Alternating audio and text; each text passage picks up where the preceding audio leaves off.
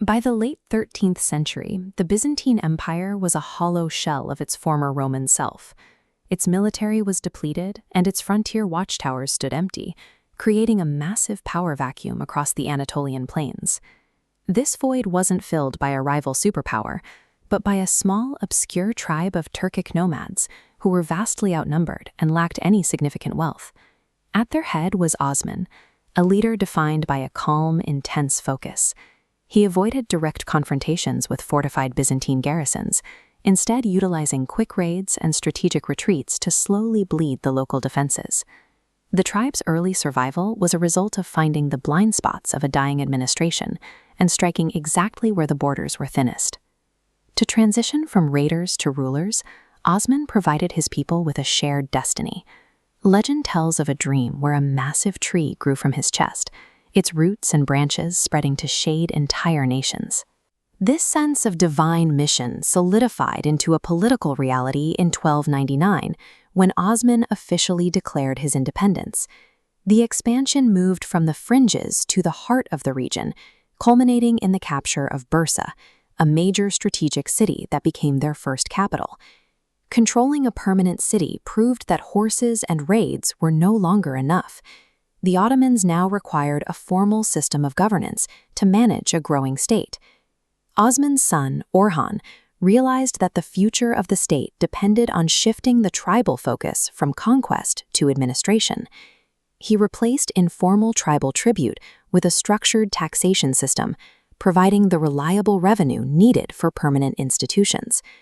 Orhan restructured the state around the Sultan, creating a professional infantry class, the Janissaries, operating entirely outside traditional power structures. Trained from childhood and legally bound to the Sultan alone, they ensured a level of loyalty no regional lord could challenge. This institutional discipline acted as a safeguard, preventing the state from fracturing like the many nomadic empires that had risen and fallen before them. In 1354, an earthquake damaged the Byzantine fortress at Gallipoli, providing the Ottomans an immediate opening to establish their first permanent foothold in Europe. Using their organized military structure, they pushed through the Balkans, dismantling local resistance and systematically absorbing new territories.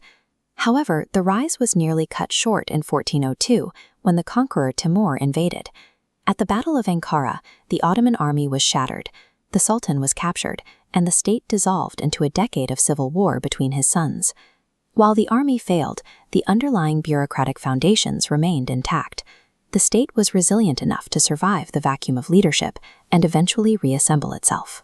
By 1453, a 21-year-old sultan named Mehmed II took command of a fully recovered and hyper-disciplined military state.